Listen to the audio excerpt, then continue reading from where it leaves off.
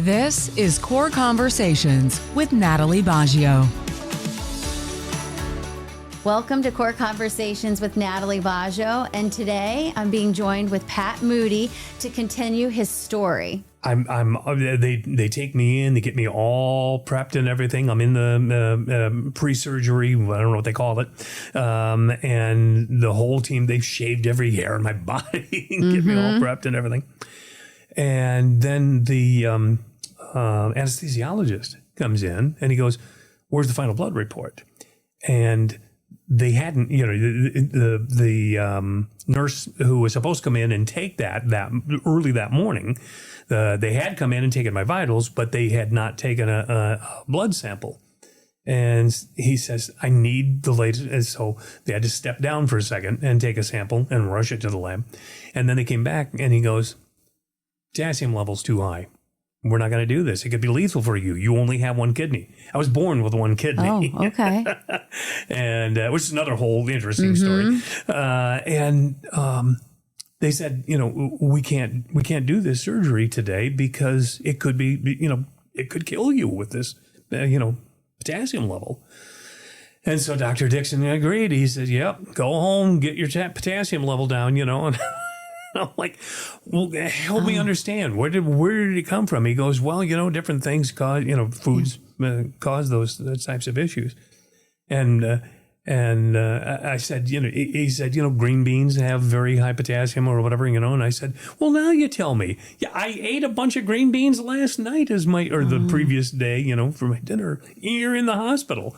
And he goes, "That wouldn't have spiked it, Pat." He said, "You could have eaten every green bean in this building and it wouldn't have caused, the issue that you're looking at right now."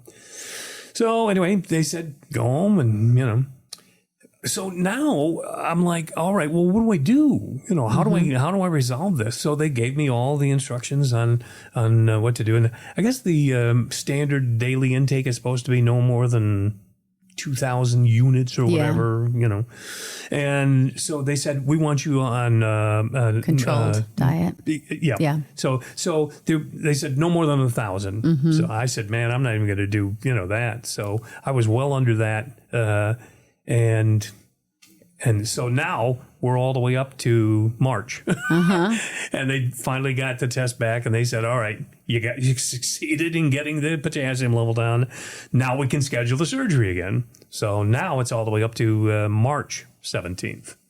So perfect. Another holiday called St. Patrick's Day. I ain't no saint, but my name is Patrick. Yeah.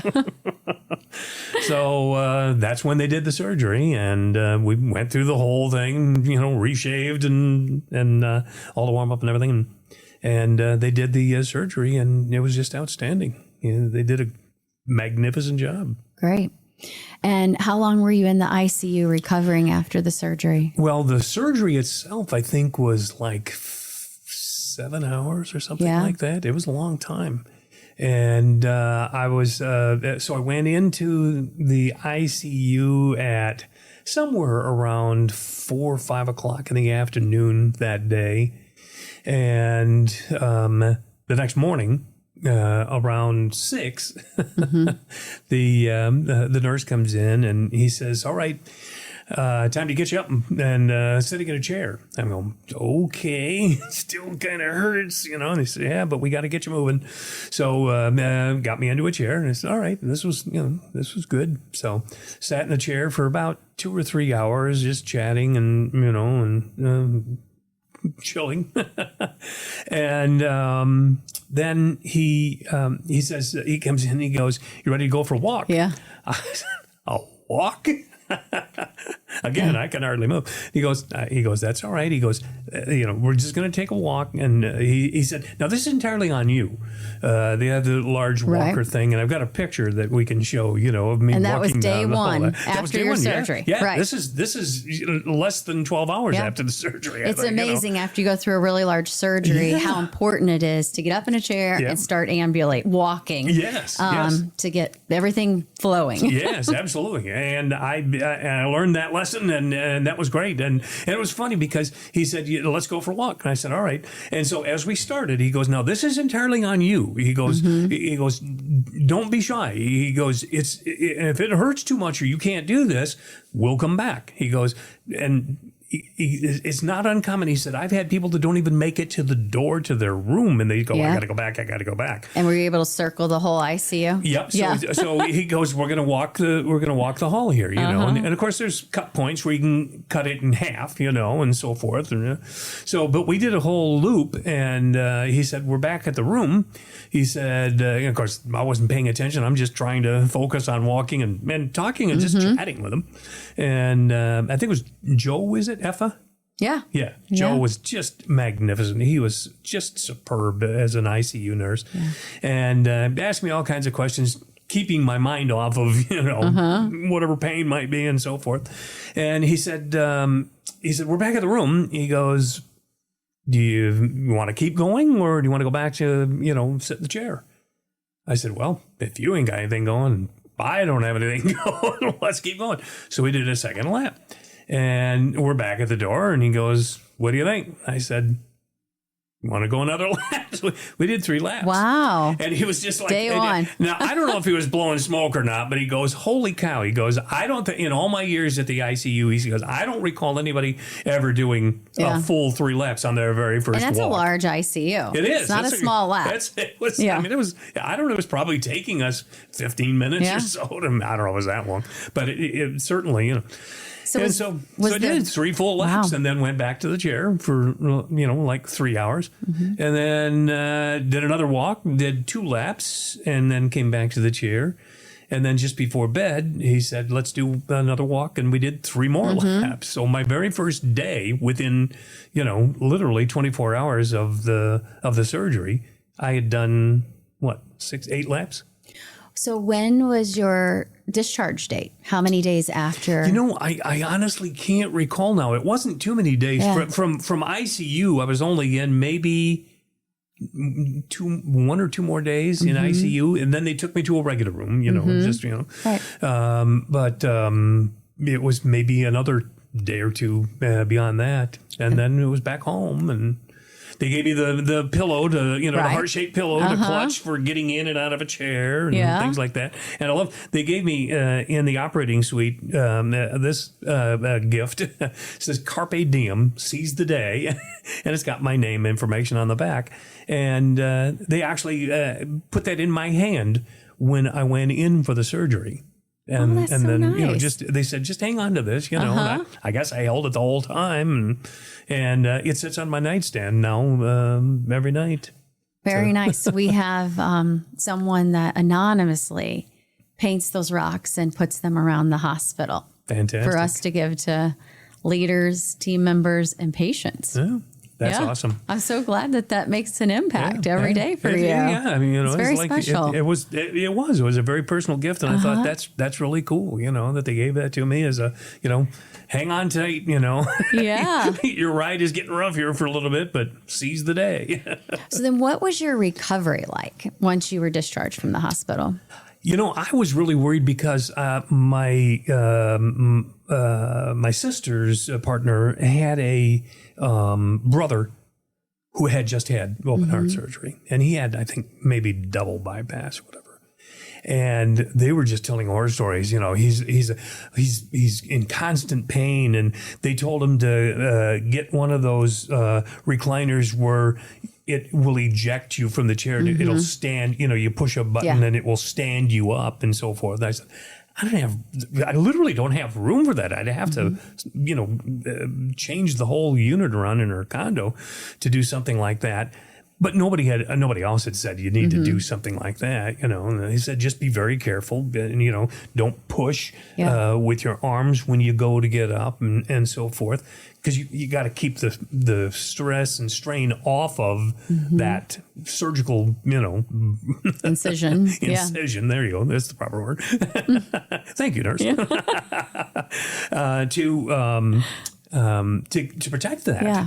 And the toughest part for me, and probably very tough part for Carol, was not the discomfort so much as just the awkwardness of trying to shower or bathe, after that for a couple of weeks. I had to be very, very careful and keep the surgical site dry and protected and everything. But amazingly, it really, when I left the hospital, they said, you can take Tylenol or whatever, but they didn't want me taking all kinds of, and nor did I want to be taking all kinds of painkillers or anything like that. Even when I was in my regular room after the ICU, I said, I don't need any pain medication. This, there's some pain there, but I'm going to gut through it. I don't want to be taking all kinds of, because I hear the horror stories of people getting hooked on stuff, And so I said, I just lived without it. And I didn't even take Tylenol when I was back home. Wow. It was just, and there were occasional points where you go, ow, and of course the toughest part was any sneeze or cough, right. Hug that pillow when you sneeze or cough or whatever. But you were really, diligent, it sounds like, about the after surgery care once you were home, because Absolutely. ensuring you don't have any risk for infection is really important. Absolutely. And it sounds like that part was seamless for you. It really was, and you had a great team, who talked about, they're great advocates for getting you through every phase of this, getting you ready for, the surgery, getting you ready for re-entering normal life beyond that and so forth, and just cautions and everything else. But it was excellent. It was a great adventure. Well, I really appreciate you telling this story. And, it makes me think about your story specifically, like how important EMS is to our community. Absolutely. And how important services are for time-sensitive concerns like yourself, like a heart attack. Yeah. And I'm really proud of our cardiac team. We have a great cardiologist and cardiac thoracic surgeons, and we're just really fortunate to have those types of services in our community. And I'm just really thankful that you had a good experience and an amazing outcome. A truly amazing outcome, and I'm eternally grateful to the whole team at Corewell. Everybody was just magnificent. They just so caring and always asking, can I get you anything, whatever, and it was wild. Your team also about several months later, the foot became infected again, for some reason, and I had to go for 6 weeks of to the wound clinic.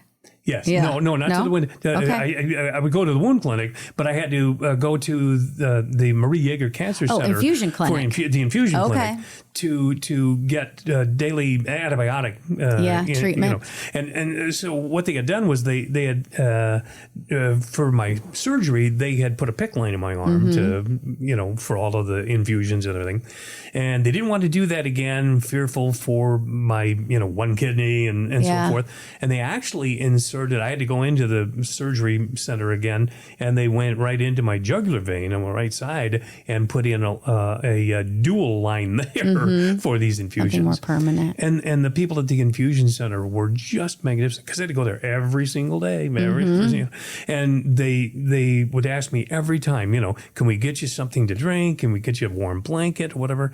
And I just felt, I said, I'm surrounded by these people that are trying to battle cancer, and save the resources for people who really need it. I'm here for 90 minutes and then I'm going on my way. I drive myself here. I drive myself home, Save the resources for the people who really need it.